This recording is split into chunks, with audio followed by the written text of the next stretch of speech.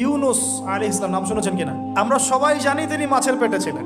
কেন ছিলেন এটা অনেকে জানি না। কেন তিনি আল্লাহ পাক কেন তাকে মাছের পেটে পরীক্ষা করলেন?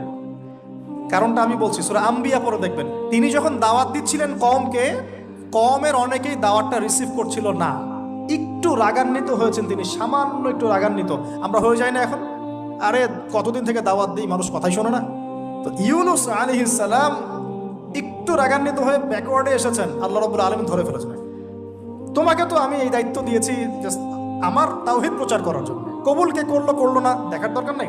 আল্লাহ পাক তাকে ওই পরীক্ষায় ফেলেছেন, 3 দিন 3 রাত মাছের পেটে। তখন তিনি কি দোয়া করছেন? লা ইলাহা ইল্লা আনতা সুবহানাকা ইন্নী কুনতু মিনাজ জালিমিন। আল্লাহ পাক বলছেন সূরা সফফাতের মধ্যে, তিনি যদি এই দোয়াটা না পড়তেন, লা লাবিসা ফি বাতনিহি ইলা ইয়াউমি ইউবআসুন, কিয়ামত পর্যন্ত তিনি মাছের পেটে থাকতেন। নাউজুবিল্লাহ। আল্লাহ সার দে।